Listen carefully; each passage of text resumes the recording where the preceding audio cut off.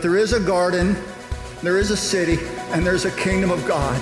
And it is beautiful, and He is bringing it right now into our midst.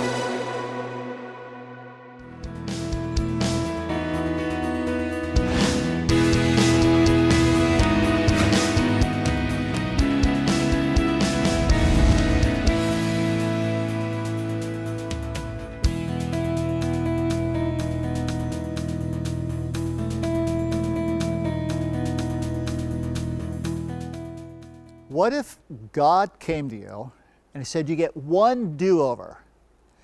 Of all those mistakes you might have made that you regret, you get to pick just one of them and do something really, really different. What would that one thing be? Now, you might be thinking, oh, just one? I mean, can't I get like 2 or 3 do-overs? But if there's one do-over, what would that one thing be that you'd love to make a different choice than what you made? Man, have you ever noticed how easy it is for us to make really bad choices? I mean, to do some really stupid things.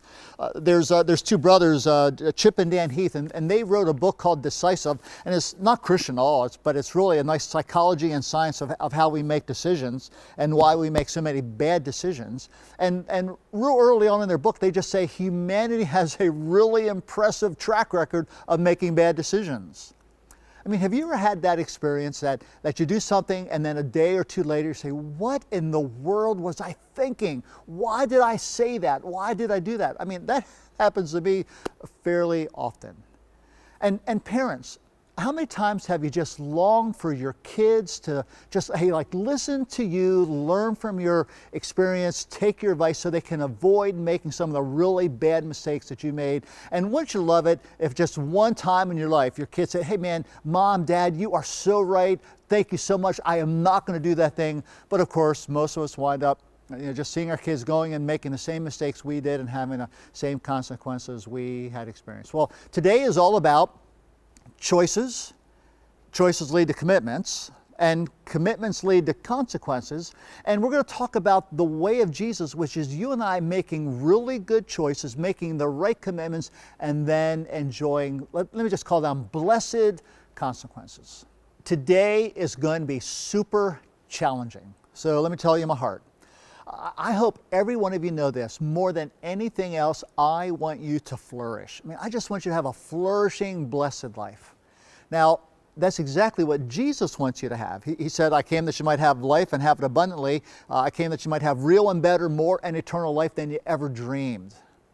And here's one thing I know about Jesus. Whenever He tells you and I to do something, He tells us not to make us miserable, not to make life harder, but He knows that this is the way that you and I will actually experience that real and better, eternal, flourishing life that He has for us. So I just want you to understand that everything I say today is designed to help you flourish in the way that Jesus wants you to flourish.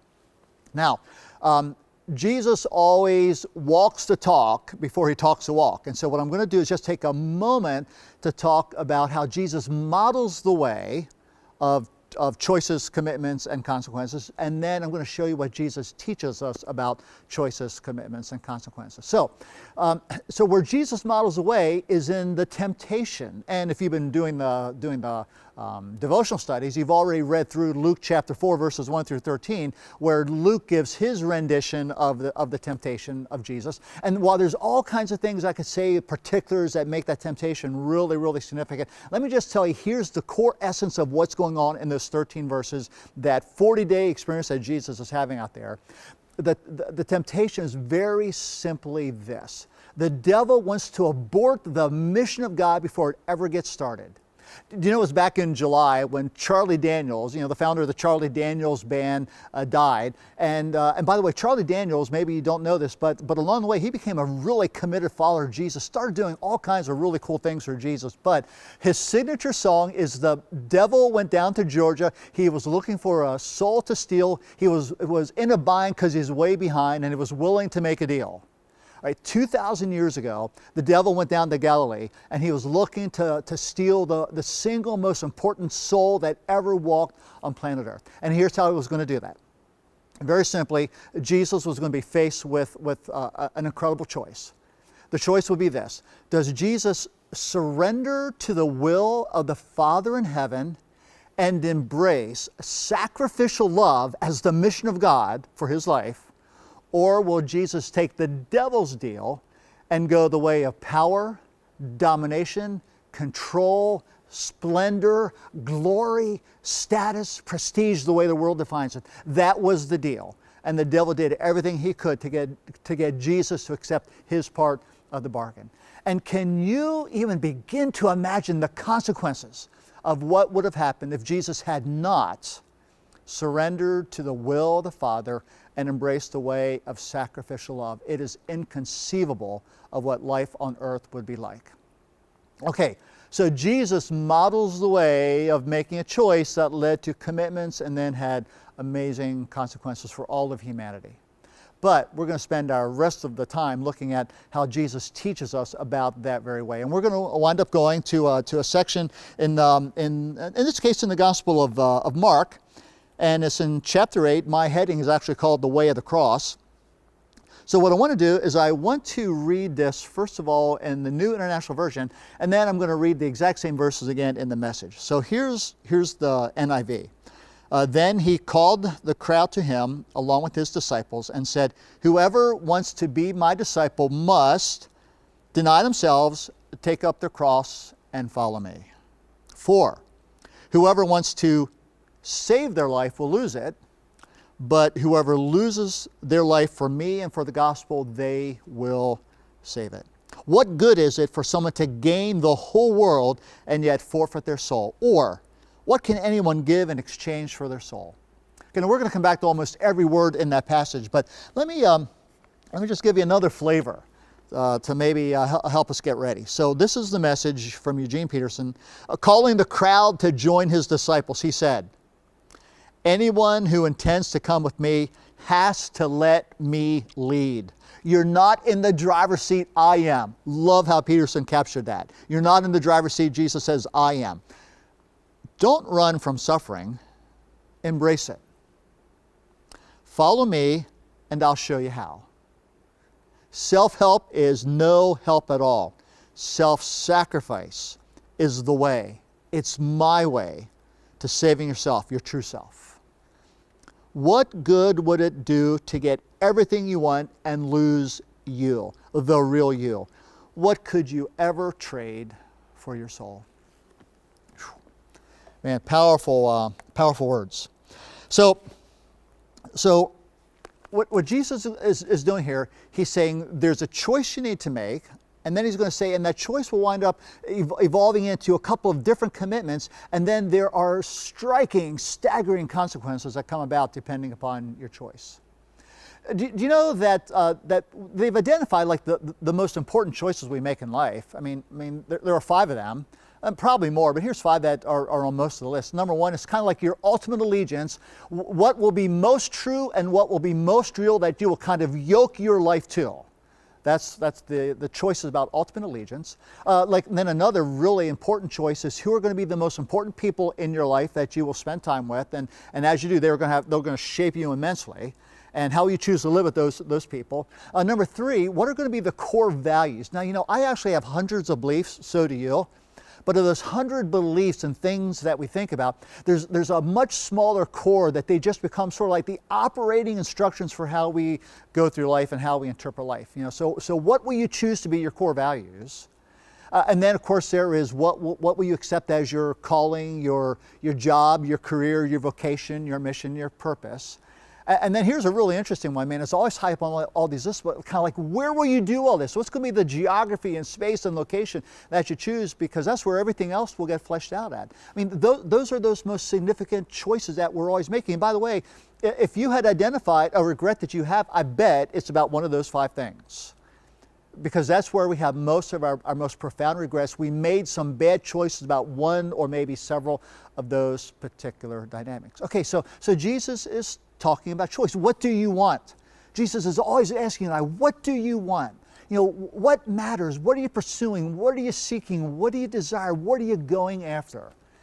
And he says, if you want to be my disciple, Because you see, if you want to be his disciple, if you choose to be his disciple, then that is going to have ramifications about all those other 5 particular dynamics of ultimate allegiance, the people you hang out with, your core values, your purpose in life, and even kind of like the space where you will wind up engaging in all of that. You know, here at Living Word, we are always, in every occasion, helping you make choices about Jesus. And by the way, we're just getting started with Alpha. And what Alpha is designed to do is help people who are in those like earliest stages of sort of wrestling with who Jesus is and making really good choices about Jesus. But Alpha just kind of like starts a process. Every sermon you listen to, every chapter in the Bible that you read, every small group that you're a part of, I mean, all of those are times when you get to make a choice about what will you do with Jesus. And we are all about helping make really good choices about Jesus. Now, once you have chosen, yes, I want this thing called discipleship, Jesus says, okay, so here's what the commitment to that is going to look like. You made a good choice, but now he begins to unpack the commitment. And he unpacks the commitment with like 3 really short phrases. Here's the first phrase. You have to deny yourself. Now, man, right there, we run into a pretty massive conflict, this thing called the self. Do you know that for at least the last 60 years in our culture, there has been a massive reprogramming going on against our understanding of the self? So now, at the end of 60 years, it started back in the 1960s, and here we are 2020. So now, like at the end of 60 years, we live with the deepest value and belief that we have that self is the single most important thing there is.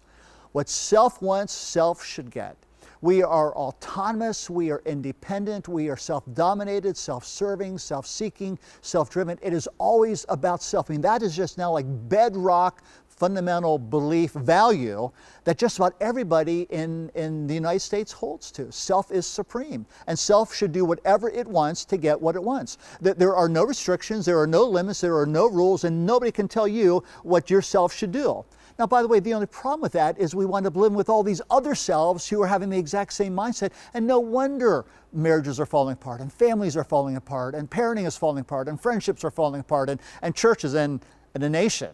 Because we're now a nation of selves who believe that self is supremely important. And Jesus comes along and says, no, see, that's the root problem. So your first commitment is to deny yourself. Now, once you made that commitment, and by the way, that's an extraordinarily hard commitment. You're going to have to make that commitment over and over and over. There's a second thing you do. It's almost like the flip side, and that is you have to take up a cross. Now, you know, we get into all kinds of confusion. Well, what does it mean to take up a cross? And so let me just tell you as simply as I can. Here's what it means to take up a cross. It means you embrace the way of sacrificial love for the sake of another person. It's that simple. Taking up a cross, which is what Jesus committed himself to doing in that wilderness temptation, taking up a cross just means I'm going to live the way of sacrificial love. I'm not going to live the way of self being supreme. I'm not going to be in the driver's seat. I'm going to allow the way of Jesus to be in the driver's seat. I'm going to allow this willingness to make sacrificial choices for the well-being of others. That becomes supremely important to me. I make that commitment to doing that. And you say, well, what does that look like? Well, go read 1 Corinthians chapter 13. I mean, sometimes self-sacrificing love is just as you being patient with somebody. Another time it's you being kind. Another time being gentle. Another time you're just forgiving. You're forbearing. You're patient. You're gentle. You're sensitive. You go the extra mile. I mean, it takes 100 different forms and shapes. But above all, it is a mindset. It is a way that other people matter so very much. And for me, having these sort of like self-sacrificial acts on their behalf, that is going to be really, really good. Man, listen, right now, we are at the heart of Christianity. You know about this whole passage, this Mark 8 chapter passage I'm reading? I live in the Gospels. I read them all the time. And this particular passage, it easily is on my top 10 most important passages in all the Gospels. Really, it's in my top 5. And the more I think about it, it probably is in my top 3. That's how important this is. So when Jesus is talking about denying the self, first commitment, second commitment, embracing this sacrificial way of love and giving and serving, Man, he is just describing this is the essence of what the Christian life is all about. And just imagine for a moment, how does the world ever change for the better? Now, by the way, there's all kinds of things that change the world for the worse. I mean, we could just list those endlessly. All kinds of things change the world in the wrong direction. But what's the only thing that changes the world in the right direction? Well, it's self-giving love. That's God's heart. God wanted to change the world in a better direction, so he gave his Son. The Son wanted to change the world in a better direction, so he gave his very life. And now he asks his Father, so I just want you to do the same. Figure out how you can bring the sacrificial love, because that's where the redeeming power of God bursts forth into this broken, lost, and dark, and messed up world and starts to change things for the better. So the way of Jesus is inviting you and I to move into that as a way of living. I mean, hate doesn't change the world for the better, love does. Condemnation doesn't change the world for the better, mercy does. Indifference never changes the world for the better, compassion does. That's some of the stuff we talked about last week. I mean, this is about as core to the very meaning of the gospel and the mission of Jesus as you can get. So, commitment number one, after you choose for Jesus, commitment number one, you have to deny this tyranny of the self. One author calls it, the big me. The second commitment is you choose the very way of Jesus for sacrificial love, serving other people. And now third, Jesus says, and follow me. In other words, it's not a one-time, once-and-done thing. You don't just deny the self one time and you're once and done. You don't just do sacrificial love one time, it's once and done. No, it's like you do it every hour of every day for the rest of your life. That's what it means to follow Jesus. So we put all these things together. Denying self and sacrificial love and following daily, well, that's what it means to be committed to Jesus. And by the way, that kind of commitment is the way that this thing called flourishing begins to erupt in your life.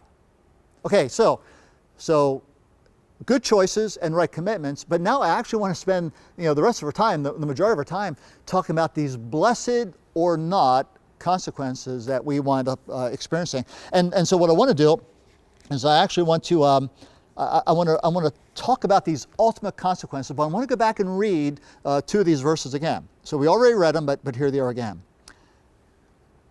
For whoever wants to save their life, you're going to lose it.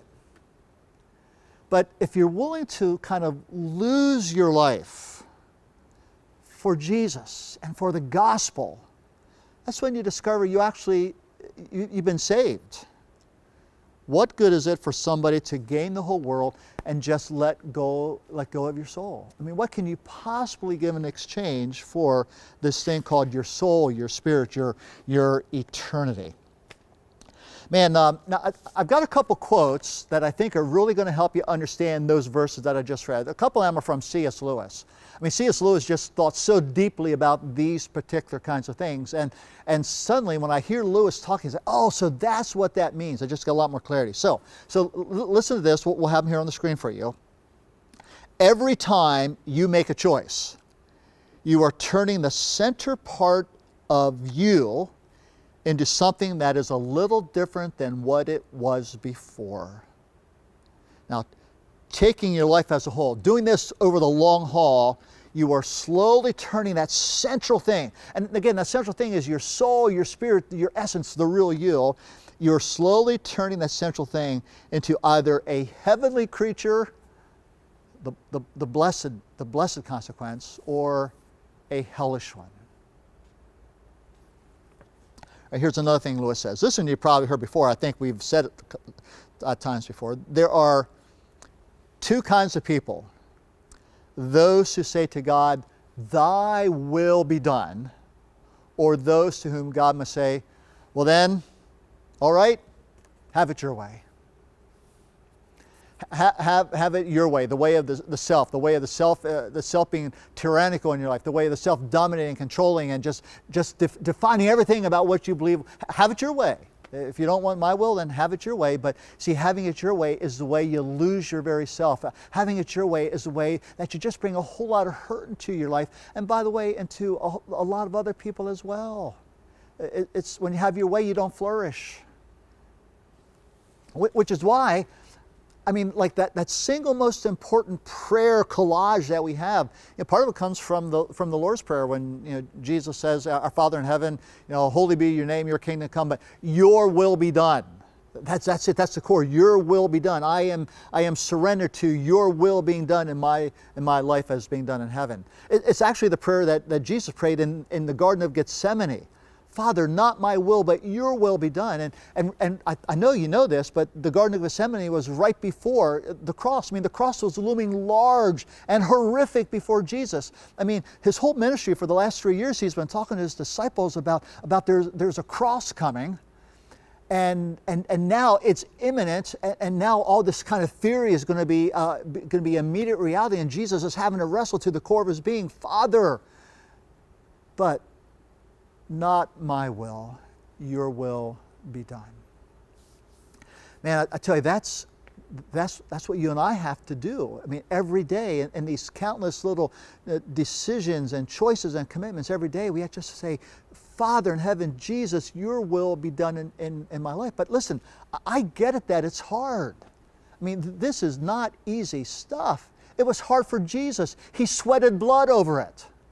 And frankly, I think you and I are going to have to sweat some blood as well for the will of God to be done in our lives instead of that tyrannical self-will being done. We're going to have to sweat some blood along the way. But sweating blood in the service of sacrificial love for the sake of others. Well, Jesus was willing to sweat blood because there was a joy that lay before him on the other side of the cross. And there are joyful consequences, redeeming consequences, flourishing consequences for you and for the people you love so much on the other side of your sacrificial, blood-sweating love on their behalf.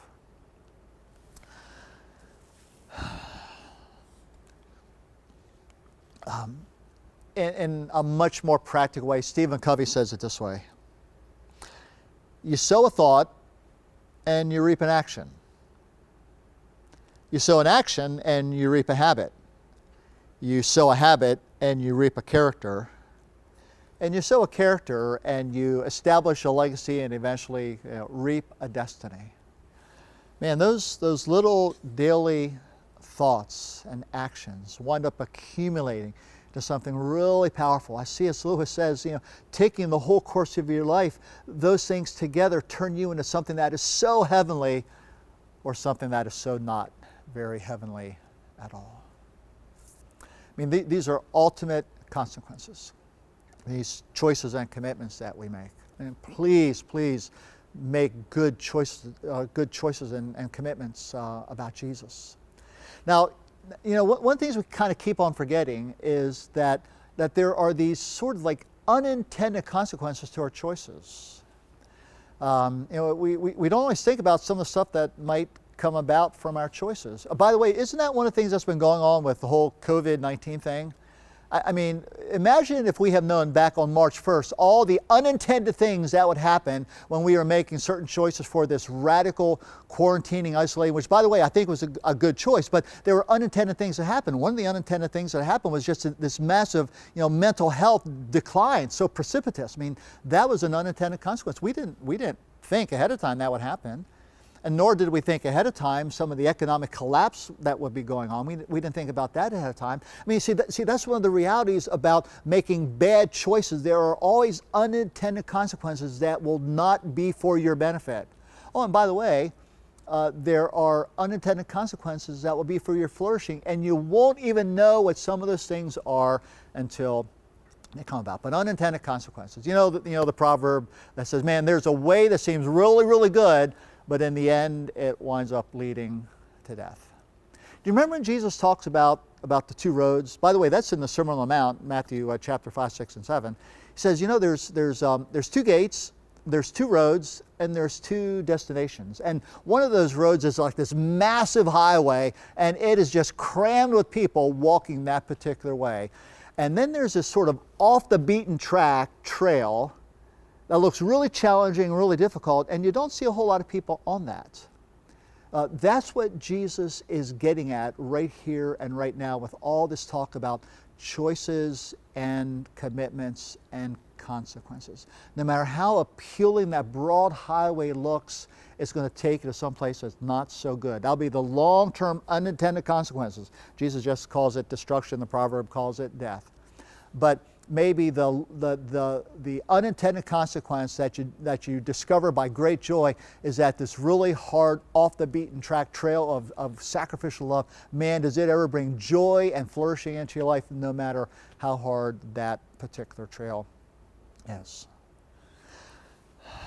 And you know, we somehow keep on thinking, can we escape the consequences? Yeah, I make some bad choices. Yeah, I decide not to live in love. Yeah, I decide to be mean and angry and do stuff. I mean, I'll escape the consequences. Man, just check out Galatians chapter 6 sometime, where the Apostle Paul says, man, don't anybody ever be deceived. God's not mocked. That's not fooled. You don't pull a fast one over on God. Whatever you wind up sowing, whatever you wind up choosing, whatever you wind up committing, well, you will reap consequences. If you choose, according to your sinful nature to do something that's not good and healthy, well, you will reap consequences that later on you sure wish you would not have reaped. But if you wind up sowing to the Spirit, if you wind up just nurturing the spiritual life of God inside of you, man, you're going to wind up reaping some beautiful, beautiful benefits. And then, of course, he continues and saying, and so therefore, don't get weary in making good choices. Don't ever get tired of making good commitments. Just keep on going to the very end, and you'll be so glad that you did. So, choices and commitments and consequences. Jesus says, I am the way, the truth, and the life. And therefore, choose life. Deny yourself. Take up a cross and follow him. And some of us might think, but I have already made so many bad choices. I've had so many wrong commitments, and I had just brought a lot of ruin and hurt, not only into my life, but into the life of a lot of other people. And you kind of start to wonder, is that it? And so here's the last thing I want to say. It is the power of grace that starts a whole new set of consequences being unleashed in your life. Let me give you a quick example. I can't tell you explicit stories because they're always under confidentiality. But our counseling center will walk with people for weeks and weeks. People who have made really bad choices, wrong commitments, and have just seen horrible things happen. And when they get into these counseling relationships that are full of love and grace and truth, and they keep on that road, man, there are some beautiful stories of redemption that happen in the counseling center every single week. Now, again, they don't happen immediately, but there are stories happening there every week. Here's another illustration of this. We make so many bad choices about our finances, horrible choices about our finances, and we wind up living with debt, and we struggle, and as the years go by, we think, man, this is a mountain on top of me, I'll never get out of it. And then people go and sign up for our financial peace class, and in 10 to 12 weeks, they see the reversal of years of damage. It is amazing. Okay, I'm just using those two things as examples that grace changes everything. It sets whole new consequences in motion. So I'm going to give you one more quote from C.S. Lewis. I love this. You can't go back and change the beginning. You just can't. But you can start where you are and change the ending. Man, that's grace. That's hope. That's love. That's mercy. You can't go back and change the beginning. But right here, right now, today, you can make a new start. There can be a brand new beginning, a second chance, and you begin to change the ending. Not on your own. It always happens by God's grace, which is why the Apostle Paul in 2 Corinthians 10 just, hey man, today, it's today. Today is the day of the Lord's favor upon your life. Today is the day of salvation. Today is the day where you can begin to make choices and commitments that lead to flourishing consequences. Hey, so we're going to pray in a moment, but we're going to pray for two things. Number one is I'm going to pray for just all of us that today will be a new start that will lead to a wonderfully different ending. But there might be some of you that you have just never made that first choice and commitment for Jesus. And I'm just going to give you a chance to do that. So hey, wherever you are, why don't you just kind of bow your head and close your eyes and you're just like in a place of real receptivity. And man, for all of us, yeah, we do have regrets. We've made some decisions. We would love to have a do-over. But we can't go back to the beginning and get a do-over. But here's what Jesus says. You don't need to go back, because right here today, His favor and His grace and love and His own sacrificial love can give you a brand new beginning that will have a whole different ending. In other words, today is a day where you can get off the highway and get onto that off the beaten path trail. And it's a good place to be. So choose Jesus. Just say, Jesus, today I'm just going to surrender to your will, and I'm going to say your will be done in my life about some stuff I've been holding on to. And boy, as you're going through the devotional, man, just every day this week, be praying prayers, Lord Jesus, today, not my will, but today your will be done. Okay, now, man, I hope if you're watching and you're not yet connected with Jesus, you're still checking out this Christianity thing. These are some pretty challenging words, but I bet you already get it intuitively. I bet somehow deep inside there's been something that's resonating.